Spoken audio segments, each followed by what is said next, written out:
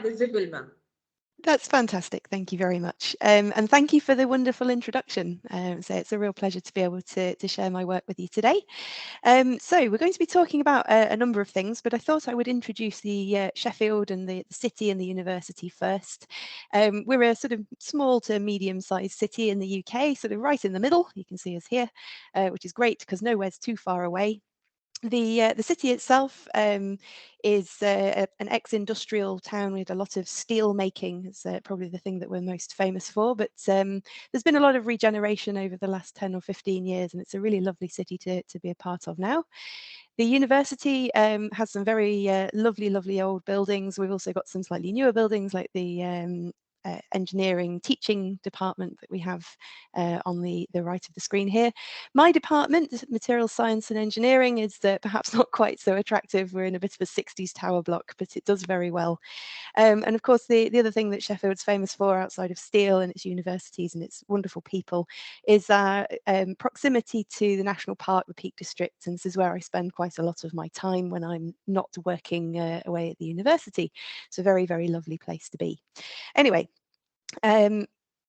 so functional oxides, I'm sure you're all very aware that they are one of the drivers of modern technology, and you will find them almost everywhere. If you've used a mobile phone today or a laptop, you've used probably a lithium-ion battery. That contains oxide materials that makes it go. Also contains something in the region of 800 multi-layer ceramic capacitors, and these will be made of doped barium titanate, another oxide. You may well have lead zirconate titanate in accelerometers, in headphones, in phones orienting the screen the right way round.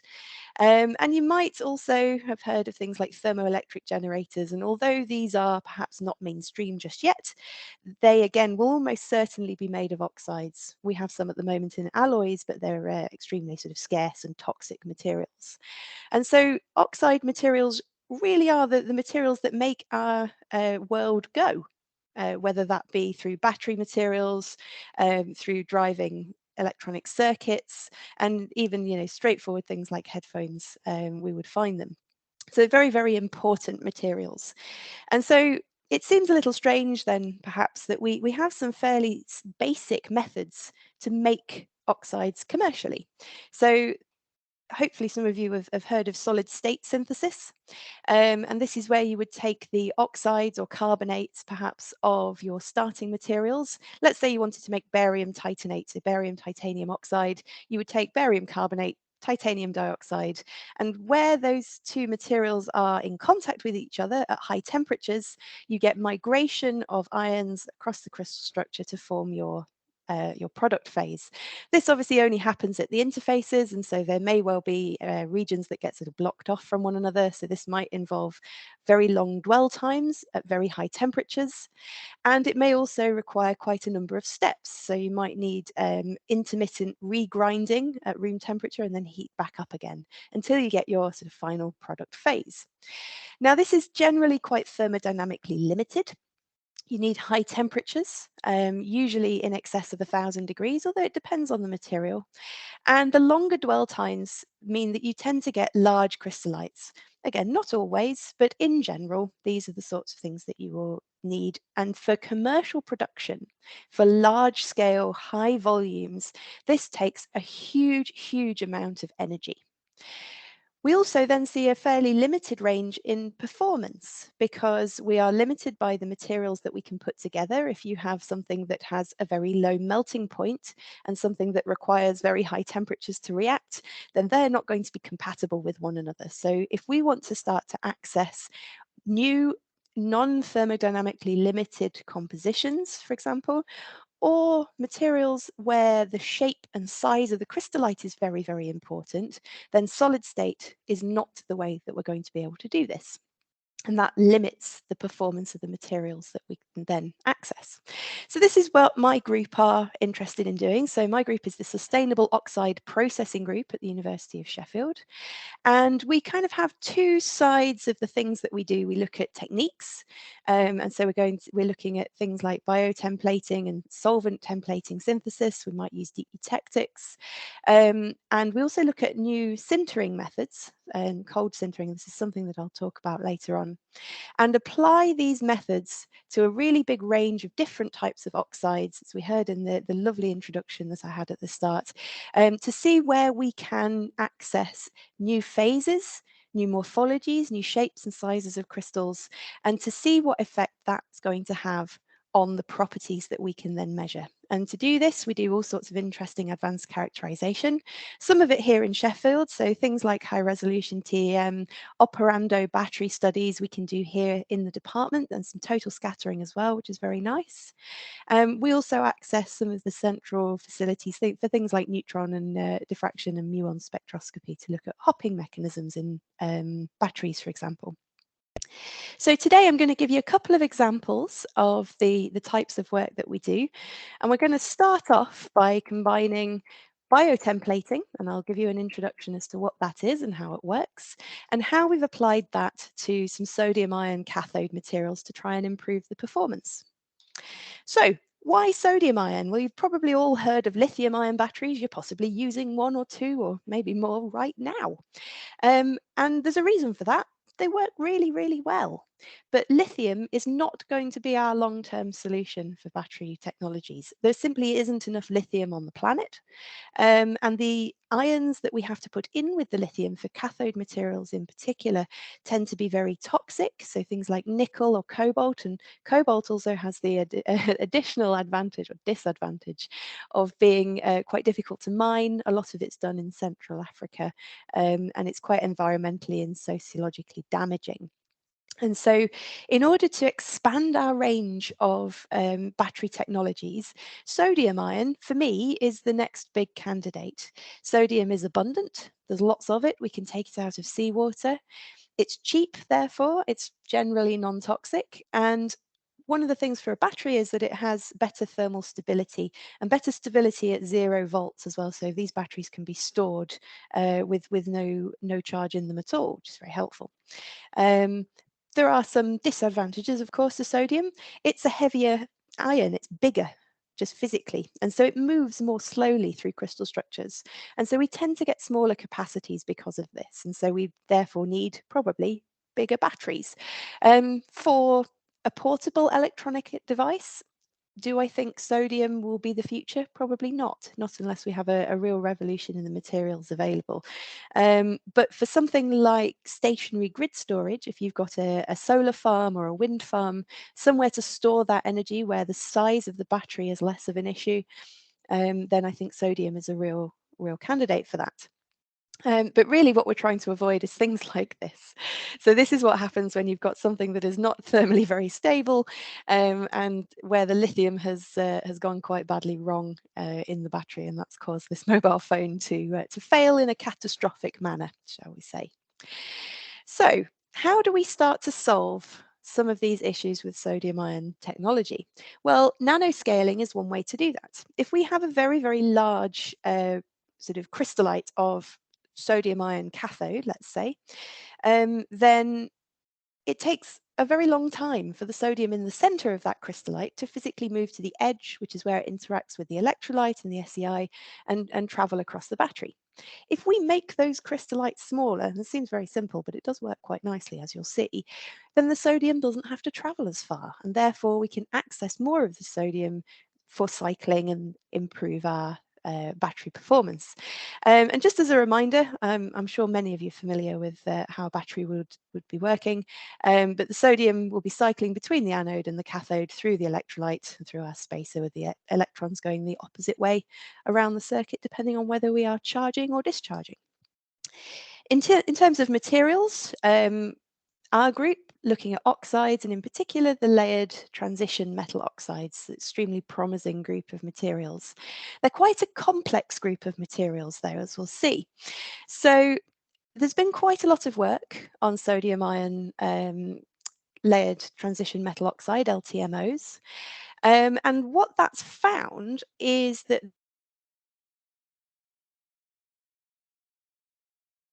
layered with your transition metal oxide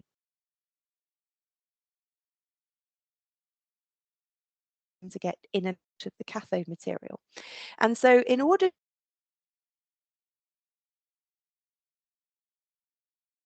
structure, we have a labeling system for this. It's developed by Delmas et al. And where we label our polymorphs dependent on the coordination environment of our sodium ion. So that might be octahedral, prismatic, tetragonal, and generally we see the P or the O. And then define the number of different transition metal layers in the unit cell. So whether that's an AB type structure, so that would give us a 2, or an ABC, and that would give us a 3. So we tend to see the P2 phase. This is the generally the most stable phase, although that's up for debate. But it's certainly the one that's most commonly observed, particularly at higher temperature synthesis. So for solid state synthesis, this is probably the one that we would see. P3, on the other hand, is less common. And we think, or we thought certainly, that it was a low temperature phase. Whether that's true or not, we're still working on understanding it. It's perhaps a little more complex than that. Simply heating up P3 to go to P2 does work, but it does seem to be a slightly reversible transition, which was quite unexpected. But that's some work that we still don't fully understand, so I won't be talking much more about that today. So in terms of materials then, we're interested in the sodium 2/3, nickel 1/3, manganese 2/3, O2, NNM phase. I'm going to call it NNM from now on because it's much easier to say than the full chemical structure. And this has been made quite extensively in the literature now, but most of these studies have worked on solid state reactions and therefore have seen P2 phase. And that's typical of the types of times and temperatures that we would see in previous studies. We don't see any control of morphology in this, and it's quite intensive with the amount of energy that it's using. You can see 900 degrees for 12 hours is quite a lot of energy that we're using. So the aim of the work here is to try and reduce the energy and the time to make this material and see if we can change the polymorph or change the shape, or maybe both, to improve the properties, the electrochemical properties that we observe when we put this in a sodium-ion battery. So how did we go about this? Well, we looked to nature for inspiration. Both of these photos show images of calcium carbonate, calcite. This calcite crystal on the left grew underground. And you can see I haven't got any scale bars on here, but it's a nice single crystal of calcite. On the right, we've got a picture from my holiday of some seashells, and these are calcite too. The only difference really is that biology has had a hand in making these shells, and that's what there's some process that's gone on that has enabled the shell, the mollusk, to control how the calcium carbonate has formed, how that has been laid down into a beautiful and very intricate structure. That's not to say that the natural calcite isn't beautiful as well. It is in a different way.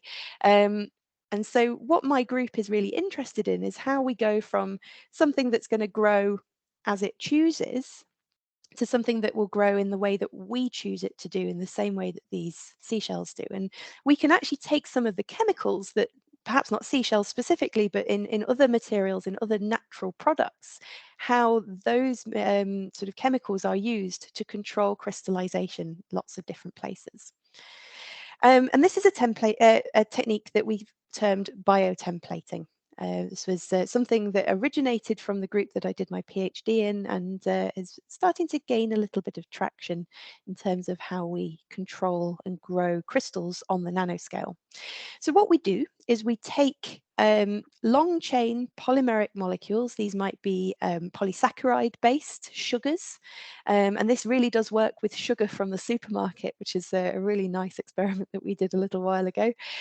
Or something like this quite complex dextran, which is a bacterial digestion products, but it's still a sugar. It looks like sort of powdered sugar when we use it. We could also use things like proteins, something like chitin from crab shells, sodium alginate, which is another polysaccharide which we find in seaweed. And we can use the chemical structure of these materials to direct the final structure of our oxide product. So you can see the structure here of dextran. We've got some hydroxyl groups, and in a slightly acidic conditions, these will deprotonate, and they will leave us with negatively charged regions on the oxygens.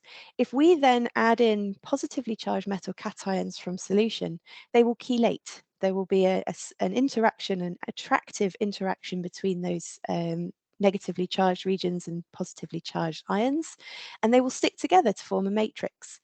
Now, sometimes this can be quite sort of not very viscous at all. It still looks like just liquid. Sometimes it can be incredibly viscous, and you can actually see the sort of template and the ions sticking together to form a gel. Sometimes this then results in us replicating the shape of the template, particularly if it's a macro scale template, or sometimes we get some indirect templating where the template acts to direct the intermediate products which form, and then it's those intermediate products that then go on to direct the shape of the final crystallites that we see. Sometimes we see intermediate products form, sometimes we form our final product immediately as well. It's an incredibly diverse technique. There's no sort of one size fits all description. And so it's going to depend very heavily on the chemistry of the material, your product, target product phase, and the chemistry of the template that you choose. But what that gives us is a huge toolkit, a range of different techniques that we can apply to target particular morphologies or particular chemical pathways to form materials. And it just allows us to start to access those non-thermodynamic phases, or phases that would form at lower temperatures than solid state would enable. So in terms of examples, these are the sorts of things that we can do. So dextran, as we talked about on the previous slide, we can put in to make sort of reticulated foams, so very, very high surface area materials. If we give that dextran a little bit of structure to begin with, these started life as a gel filtration matrix balls. So they started out little sugar balls, around 50 microns in size, and you can see that we formed hollow polycrystalline spheres. Both of these are in a high temperature superconductor. So this is yttrium, barium, copper oxide. So these are superconducting foams and superconducting spheres. We've also done a little bit of work with graphene oxide. Okay, it's not strictly biological, but it works via the same process, and we can form beautiful sort of hierarchical layered structures out of polycrystalline oxide materials. And the sodium alginate and chitin work was particularly interesting. And this is something that I worked on quite heavily in my PhD. Looking at forming anisotropic and nanorod type structures. So these are some really, really lovely yttrium, barium, copper oxide superconducting nanowires grown using seaweed. And we can do the same thing in things like barium titanate as well. The growth mechanisms there are reasonably complicated, and I won't go into too much detail today. But needless to say, they are a really lovely structure to work with. And we do see some really interesting properties starting to come out of these because of the shape that they are. In terms of how we do this, and linking this then back to our NNM, our battery cathode material, it's actually a very straightforward process. I say straightforward. What you need to do is to get your biotemplate and all of your metal ions in stoichiometric quantities into solution in water. Now, that sounds very straightforward if you've got things like sodium that will dissolve readily. However, if you've got other materials, things like the barium titanate that I've shown here, titanium is not readily soluble unless you use something that's very, very nasty to work with. And so there are challenges associated with that, and that's where some of our other templating methods will come in. You dry this down, so you've got metal ions and your template. Now, if you've just had the metal ions in solution, let's say you used sodium acetate, nickel acetate, and manganese acetate. If you drove the water off at that point, you would just simply recrystallize back into your three crystalline starting materials. With the introduction of the biotemplate, this doesn't happen.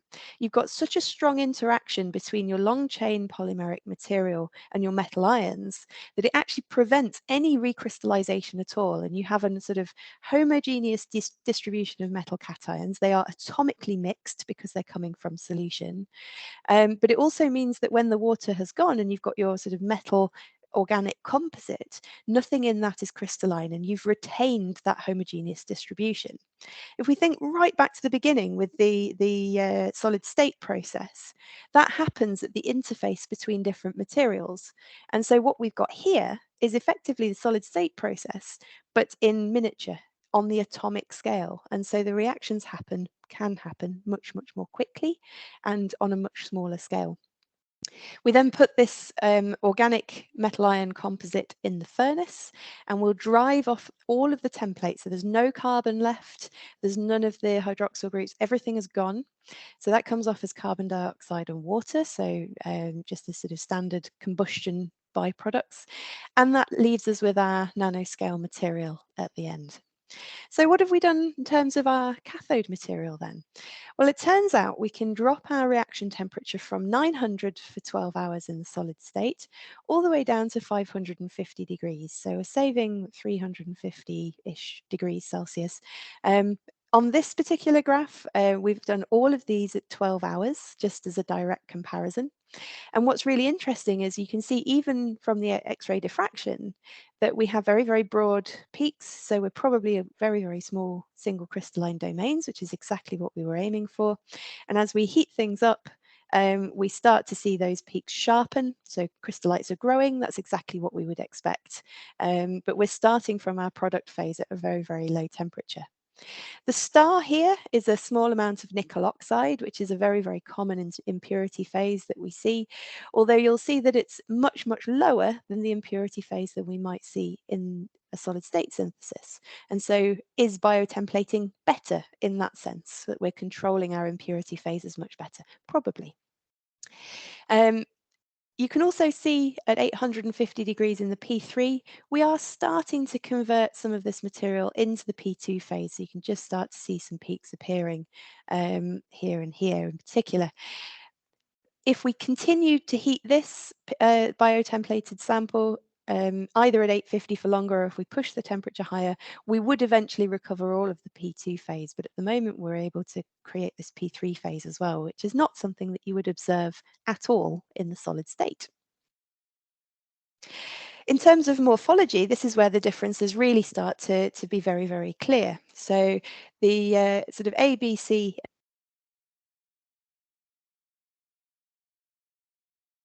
hours to keep everything nice and comparable. And you can see that we're starting down at sort of definitely submicron size for our 550 degree sample, through to around sort of 1 to 2 microns, and they're really nice kind of flat angular plates for the biotemplated sample. Compare this with our 850 P2 solid state sample. The image in E is at the same scale as all of the other images, and we've put a zoomed out one in as well for F. So this is our 10 micron scale bar. So you can see the difference in size. F and D look almost comparable, or maybe even F and C, but the scale bar is 5 times larger in F. So you can see the difference in particle size that we're sort of gathering with biotemplating. If you're very, very sharp-eyed as well, you might see that there are some interesting morphologies going on here, some of those rod-like morphologies that we've perhaps seen in some of the sodium alginate work. Now, this is a bit of a mystery to us as well, and there's some work ongoing to understand exactly what's happening there. We measured some particle sizes. One of my graduate students sat and hand measured many thousands of particles to get these distributions. She was not very happy when I asked her to do that, but she did it anyway. She did it very well.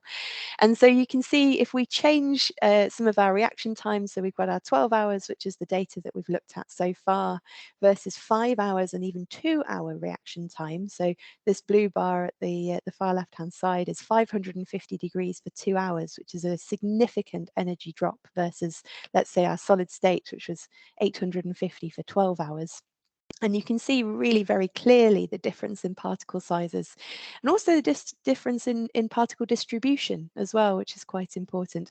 You can see that our short dwell or low temperature samples are very tightly bound in terms of their particle size versus the 1.5 to even 2.5 micron difference that you might see in the solid state. So we've got a much more monodisperse array of particles, depending on how we're making these materials. So going forward, we're going to focus on the 650 degrees for 2 hours. Now, the reason that we've chosen the 650 degree sample rather than the 550 degree sample is that these particles were so small that we were having problems when we were making batteries, when we were preparing cells with these, because we were getting so much CEI formation that the batteries were failing. So this was actually too small. Turns out there is a too small particle size. So we decided to go for the slightly more crystalline, slightly better resolved sample. It's still short dwell time, so we've sacrificed 100 degrees of temperature for a slightly faster preparation. We could have used the 550 for 5 hours, but we decided that this was a better route. We're down at about 100 nanometers for our particle size, so that's quite sort of nicely defined. And these are the ones that we will be sort of moving on with next. So we did some cycling, made some cells in our lab. We've got a nice battery preparation lab here in Sheffield. And you can see, oh, these are the 12-hour ones again, that we've got a really clear sort of performance with the 550 for 12 hours. Everything else kind of tends to the same. Now, quite why this one is so much better, we're not sure. But we decided to sort of see if we could drop this temperature, drop the time to see if we could improve capacity even further. And it turns out that we can. So we looked at the 650 degree samples in detail. Going up in temperature, and here we've got a really, really nice trend. So starting with the shortest dwell time, our smallest particle size, as we increase the dwell time and increase the particle size, we're reducing our specific capacity. And our solid state sample, just as our control in black underneath here, that one's obviously got the least good performance. So we're really pleased with this work. It's a really nice demonstration that the P3 phase, we can see from here, is doing really well versus the P2. I think the P2 would be underneath. I've not put it on this graph as well, but P2 solid state was down here at about 80 milliampere hour per gram. And by dropping our synthesis time down, we're also able to control particle size, and that's giving us our best capacity.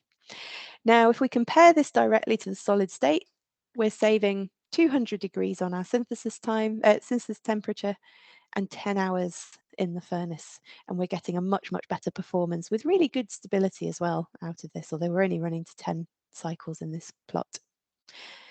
So that's a really nice demonstration of biotemplating. So this is with dextran. That's our biological digestion product that we're buying at the moment.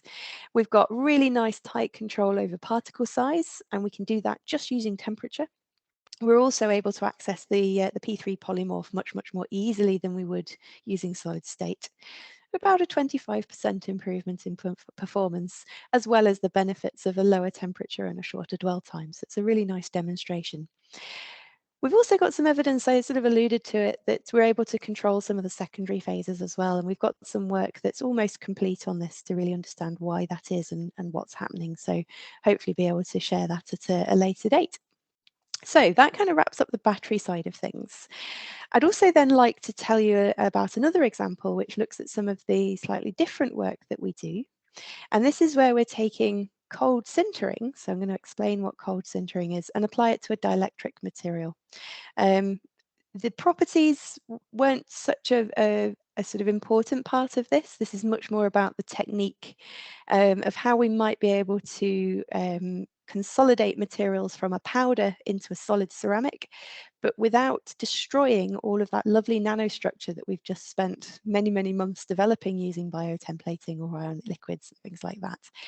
Because it's all very well being able to grow a nanowire of something, but generally ceramics in applications are used as a solid piece, whether that be as a a dielectric material in a capacitor. They're sintered together, a thermoelectric or a superconductor.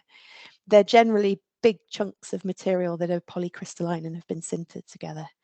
And so if we've spent time creating a lovely bespoke nanostructure only to then destroy it at the high temperatures that we need, it seems like a bit of a shame. So sintered ceramics are probably one of the oldest technologies that we have on the planet, in fact. So this figurine on the left here was made somewhere in the region of 29,000 years ago.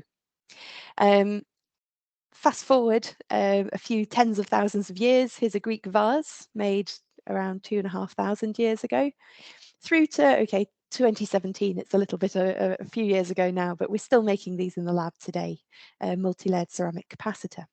And while the function of each of these three pieces is very different, the person who made this, although they wouldn't recognize the processes that we've done here, the process is actually very, very similar. This is where you would take a slurry of your material, whether that be as a clay or a sort of more liquid slurry or an ink. You form it into the shape that you want, and then you heat it up to a very high temperature to fuse all of those particles together, which is sintering. And that's what happened for this figurine. That's what happened for this Greek vase 2,500 years ago. And that's what we still do in the lab today. So it's an incredibly ancient technology. And I find it really surprising that we haven't really moved on from that. I guess because it works very well, but only in certain circumstances. Just for reference, the white lines across the middle of these are the interdigitated nickel electrodes that we've put in. This is a multi-layer ceramic capacitor with electrodes on the end. So in terms of a process, sintering is very, very straightforward, certainly in the lab. You grind your powders down to make them nice and sort of free-flowing. You press it into the shape you want, and in the lab, that might be something like a uniaxial press or a cold isostatic press. And you heat it up probably in excess of over 1,000 degrees, maybe 1,200 or more, it depends on your material, until the particles fuse together. So you have basically a minimization of your grain boundaries, and that leads to grain growth as well. And you can see this lovely sample of barium titanate that we sintered using 1,500 degrees, something like that. And then we've etched it to resolve our grain boundaries. And you can see the grain size, it's probably in the order of 5+ microns. So no control over nanoscaling here. We've got very little control over the overall morphology. These grains have grown however they've chosen to do so. So this really limits what we can do with sintered ceramics. We have a very high energy cost, and we've talked a little about how, why this is important already, because we need those high temperatures in order to drive densification. It's very slow. If we have big pieces, we have to ramp things up very slowly to avoid cracking or things exploding. And we also need long dwell times to make sure that we're getting that sort of movement of grain boundaries and minimization. And this leads to a high energy cost as well.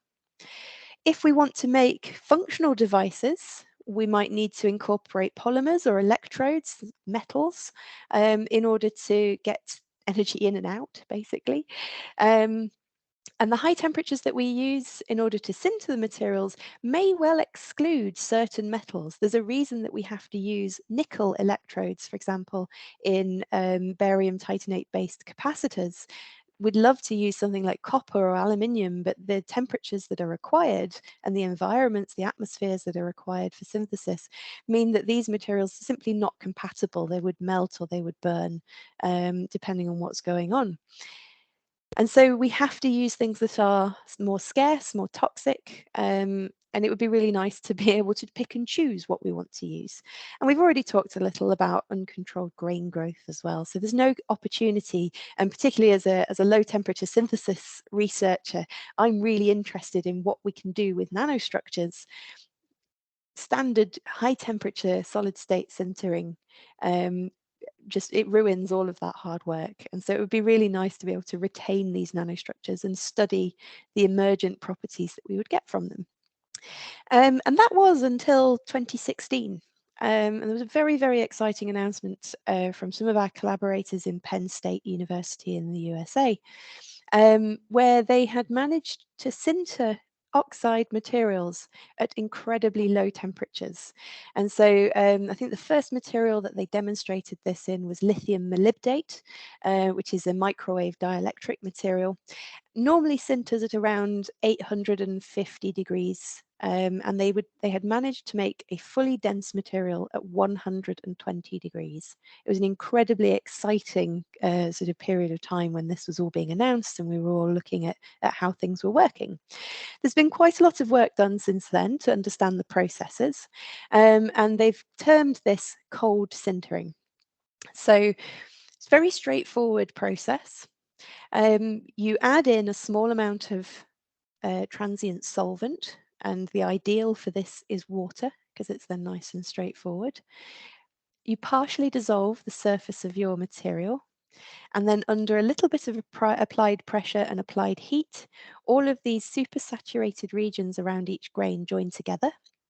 And by driving off the water using heat, you have redeposition of your ions from that solution that fill in all of the gaps, and that creates your sintered body. Some of this might be amorphous, and so there's usually a heating step afterwards, but often at that same temperature that the sintering, the pressing has been performed at. So in terms of a little schematic, just to make that a little clearer, what would we do? I've picked sodium chloride here because it's a nice soluble material, and some of you will have already spotted the issue with cold sintering, to use as my example. So we would put sodium chloride into a pestle and mortar in the lab. We would add in a small amount of water, not enough to dissolve everything down, but just enough to wet the powder. This forms a hydrated phase around each grain, and we would grind this until it looked like the powder was dry. Now the powder won't be fully dry, there will still be this hydrated phase around each grain. We would then put this under pressure and at say 120 degrees in a heated press, so we're pressing and heating at the same time. This moves all the particles, packs them really nicely, so we get a really high green body density, and we start to redeposit our sodium and chloride ions from this supersaturated solution, which fills in all of the gaps eventually, and so we might just need that secondary heat to make sure all of that has happened. In terms of a mechanism, the group in Penn State, this is Clive Randall's group, did a lot of work using high resolution TEM to understand what was going on. So here we have our crystallite, and this would be your hydrated phase. They've dried this down fully and it's therefore amorphous. Under pressure and heating, we get material redepositing out of here, and it does this through this terrace ledge kink mechanism. So if you think about a flat plane of atoms, if a new atom arrives to deposit, it's going to form one link, one bond with the layer underneath. If you have a step, well, there are terraces. If you have a step, then an atom depositing on the corner would form a link with two, so it's energetically more favorable. That's a ledge. And if we have a step in the ledge, known as a kink, then an atom depositing here will have the ability to form three bonds. So it's the energetically most favorable place for the atom to do that because it's going into its lowest energy state. What this means is that we need a very clean surface to deposit our ions onto, which sometimes is straightforward to do crystallographically, sometimes it's not. We need very, very high curvature of our particles. So this means nanoparticles, because that maximizes the number of ledges and the number of kinks that we will have for redeposition. And we also need a very, very high concentration of our solute ions to drive their redeposition onto the surface. And this might seem not too difficult, but it turns out in some materials this becomes extremely difficult indeed. However, the initial work that was done by Jing Gao et al. Focused on nicely behaved, nicely soluble materials. So things like the lithium, sodium, potassium molybdates. These are all microwave dielectric materials. And using 120 degrees and a little bit of applied pressure, they were able to get densities way in excess of 90% of the theoretical density. And we're able to get the same relative permittivities from these materials, or in some cases slightly higher than you would see with solid state sintered samples. So very, very exciting. So just 15 minutes in the press at 120, followed by a little time in the furnace to complete that redeposition process. Very, very exciting, but ultimately quite limited. All the materials I've mentioned so far in the context of cold sintering have been highly soluble, well-behaved materials, and not all materials will dissolve in the same way. Some of them don't dissolve at all. So if we think about our sodium chloride case, if we put this in water, the sodium and the chloride ions will come out at the same rate. If we take something like barium titanate and put that in water, we'll get some dissolution of the barium ions, and what that will leave behind is a titanium-rich glass, because the titanium isn't going to go anywhere. And this breaks one of the things that we were interested in for terrace ledge kink deposition, which is a nice crystallographically clean, crystallographically pristine surface, because all of a sudden we've got this weird amorphous titanium-rich material. And this is enough, as it turns out, to block the cold sintering process from happening at all. And so we need a different solution. We need a different way to do this. So this is where my work comes in. I was lucky enough to visit the Randall lab over in Penn State a few years ago now, but they sort of trained me in all the processes, and I brought that back to Sheffield and helped to set up the cold sintering work that we have now going on. And as part of that, I chose strontium titanate as my target material. Now, at the time that I visited, the Randall group were working on barium titanate, and they'd got some really, really exciting results. They tried the same method with strontium titanate, and it hadn't gone very well. So I said, right, I'll do that one then and see how we get on.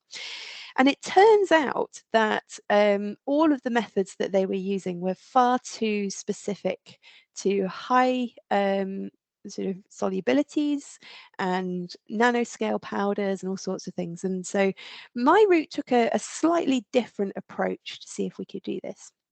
So what we did, rather than trying to introduce a sort of hydrated phase that would simply redeposit onto the material, onto the bulk phase through terrace ledge kink growth, I said, well, what if we fill all of the voids between particles with material that can react with itself and form new crystallites to fill in all the gaps?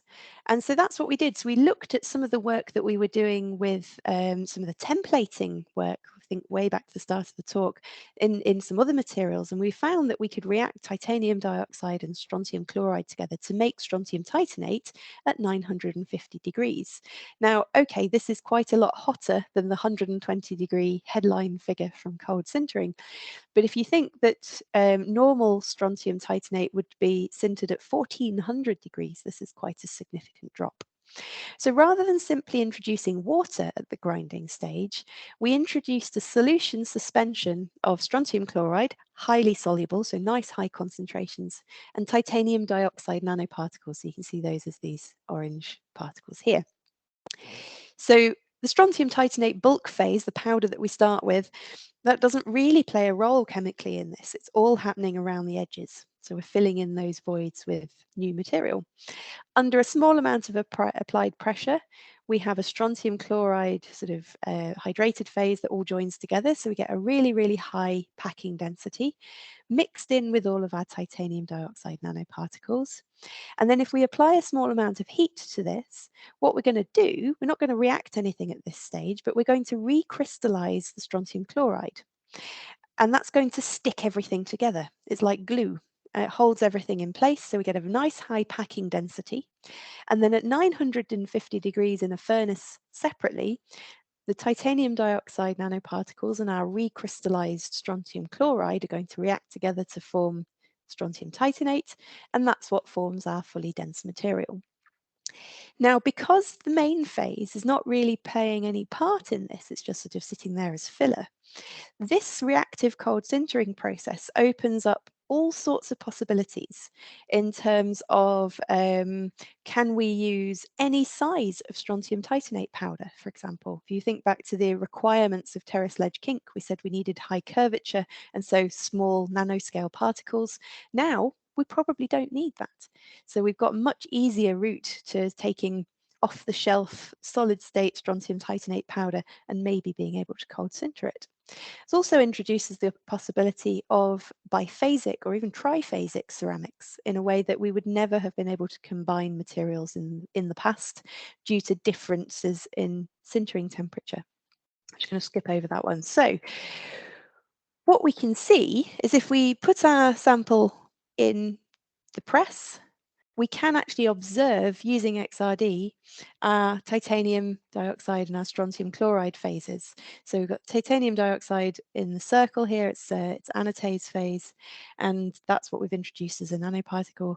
The strontium chloride, the triangles, have recrystallized fully, so we can actually visualize this as a sort of intermediate step. After 950 degrees, you can see that we've got our lovely phase pure strontium titanate back again.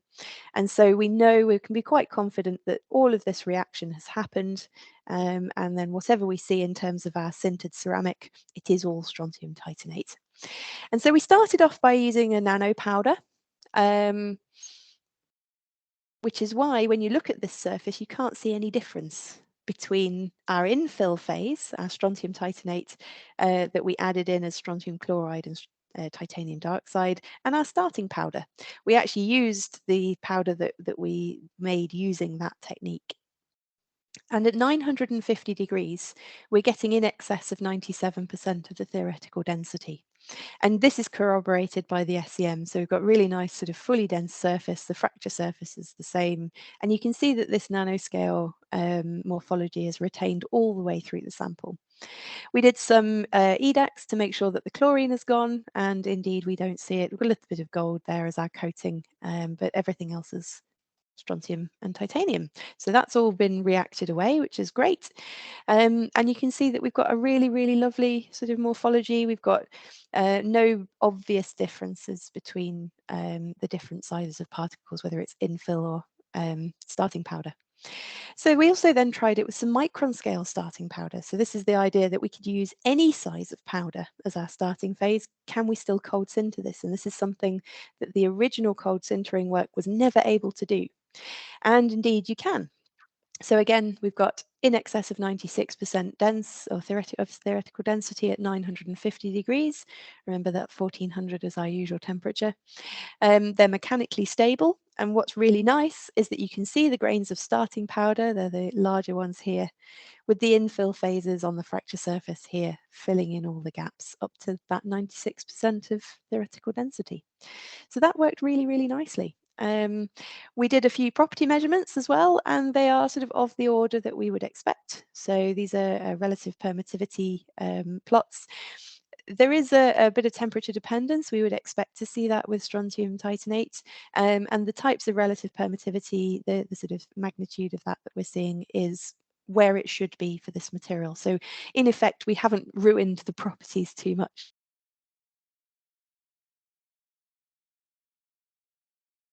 Dielectric loss tangent, there is something a little bit interesting going on with this, and you'll see that there are some differences with some frequency dependence as well. We're still trying to work out exactly what's going on there, but there's likely to be perhaps a little bit of Riddleston-Popper phase forming somewhere just because of the temperatures involved, but not in any great quantity that's going to affect the permittivity too much. So that's it's a really, really nice technique as well. It's sort of it gives us all sorts of options. And so we're now able to sinter ceramics at low temperatures, and we're able to control that nanostructure. We're able to control that using the chemical reactions that we're investigating in the synthesis side of the work that we do as a group. We have all this wonderful crossover with the work that we're then doing in sintering as well, and back the other way of how we might make new materials. The reactive intermediate phase massively expands the range of things that can be cold sintered. We're still controlling nanostructures, but we've seen already that we can do a bimodal ceramic, so you've got two populations of particle size. But could this be expanded into biphasic ceramics? And this is some work that we have ongoing at the moment in the lithium ceramics for fusion. Can we control, can we make materials made or pieces made of two materials that would classically not sinter together because the temperatures required were so different? And can we start to control the nanostructure and the arrangement of nanostructures in these materials as well? What happens if we take nanowires and align them and then cold sinter them? Do we get better properties? Well, in some materials, we definitely will, because that's already been sort of proven theoretically. Now we just have to go and do it. There's also something that I need to spend a little bit more time thinking about, which is looking at the possibility for creating ceramics that have some mechanism by which they can be disassembled more easily. So if we wanted to recycle ceramic products, which is something that we do very, very badly at the moment, could this be a route to do that? Well, possibly, but we'll have to wait and see. So I'm just going to sum up there, and hopefully there'll be some time for questions. I've shown you a couple of examples of the work that we do, and the lowering of temperatures in terms of sustainability is, I think, increasingly important, but it's also sort of academically very interesting because we get to see emergent structure function relationships, morphology function relationships. We work on all sorts of nanopowders, we're controlling morphology, we're controlling polymorph, and we can see this across a whole range of LTMOs, if you think back to the first example. And we're also really interested in that low temperature sintering, so we can start to investigate morphology function relationships in a way that we've never been able to do before. So lots of people to say thank you to. Next Christmas party. So the people who did the work in particular in the examples that I've shown you, Sylvia, Daniel and Phil, the rest of my group, Sustainable Oxide Processing, most of whom are here, and some of my colleagues here in Sheffield, Nick Reeves-McLaren and Ian Reaney, and Professor Clive Randall over in Penn State as well. I'd also like to say thank you to my funders, and please do get in touch. I've got my email here if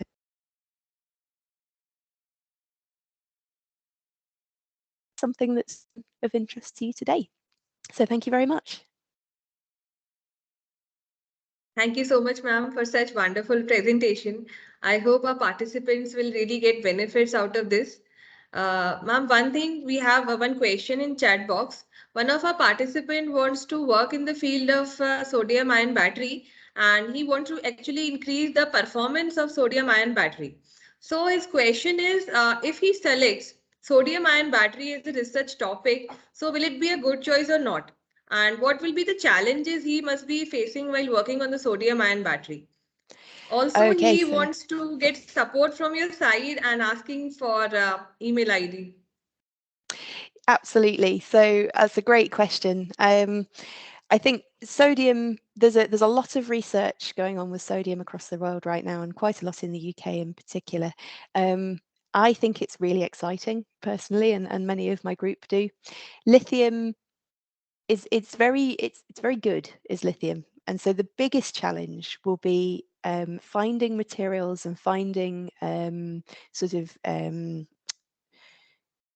making cells that will rival the lithium ion technologies that we already have.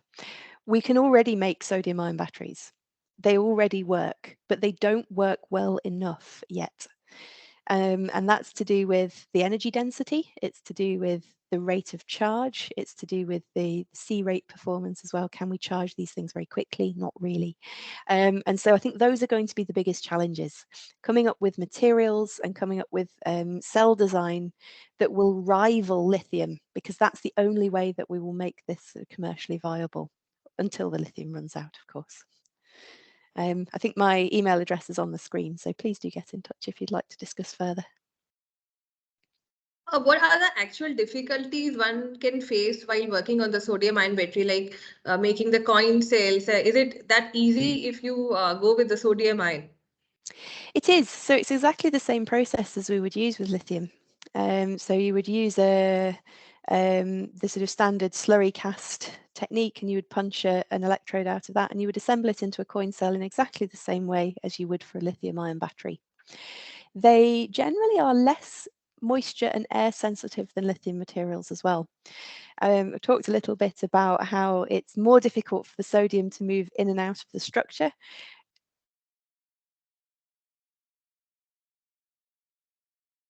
Difficult to get the sodium out in every circumstance, whether that's interacting with the air, interacting with water in the air, or inside the battery, of course. So they are easier to handle in that sense. And we've got some work going on at the moment that's actually looking at using water-based binders rather than something like PVDF, which would be, it needs some quite nasty sort of toxic solvents to dissolve it. If we can dissolve it in water, something like xanthan gum, again looking at these biopolymer materials, and get the same performance, then again they become more straightforward to handle as well. Thank you so much, ma'am. I hope our participants got his answer, and also the email address is on the screen, so you can note it and you can contact to ma'am in future. Please So do. thank you so much, ma'am, for the wonderful presentation, and I'm sure our participants, they learned a lot about your topic and they will apply this knowledge in their future research. So we all know that energy research and development is an important vehicle for the achievement of a wide variety of societal and policy goals. Now, because energy technology and fuel choices, they are critical determinants of the economic prosperity, environmental quality, and national security. So keeping in view all these aspects, we planned this online lecture series to connect the researchers all over the world. During this lecture series, 4 lectures were delivered by 4 different international experts. The first lecture was pre and post treatment of piezoelectric nanofibers for energy harvesting applications, and it was delivered on Monday, 7th November from Professor Nader Sheheta from the Kuwait Institute of Science and Technology, Kuwait. The second lecture was on the hydride-based material for energy storage, delivered on the Monday, 14th November from Professor Dr. Romain Maury from the Chemistry Department, University of Paris, East Cretel, France. Third lecture was delivered on 21st of November on the topic ammonia borane as a hydrogen storage material from Dr. Tesui Nakagawa, University of Ryukyu, Nishihara, Okinawa, Japan. And finally, we listened to our last lecture from Professor Dr. Rebecca Boston from the Department of Material Science and Engineering, University of Sheffield, United Kingdom. So with this, today I conclude the end of this lecture series. I hope this knowledge will help you in your research activities and it will boost the scenario of ongoing energy research in India. On this occasion, I would like to express my sincere gratitude to the Honorable Management of Suresh Gyan Vihar University for all the support and guidance. I express my thankfulness to the convener of this event, Professor Dr. Ankur Jain Sir. His vision and continuous efforts made this event a huge success. I also thank my colleagues for their help and motivation throughout this lecture series. I thank all the technical speakers for sharing their expertise with us and participants for their enthusiastic response. Last but not the least, I thank Almighty for giving this wonderful opportunity to all of us. Now, I request all the participants to please fill the feedback form for today's lecture. It will be shared with you on your email, and to get the certificate, a final feedback come assessment form will be shared with you, but we'll share it on the 30th November. So to get the certificate, you need to attain a score of 50% or more. Once again, I thank all the participants and all the speakers for joining us in Power Online International Lecture Series 2022. With your support and motivation, we will organize such events in future also. We will upload all the recorded lectures on our YouTube channel and you can access them on this link, and the link will be shared to you on the email that will be giving you the feedback form also. So thank you so much everyone for joining. Thank you so much.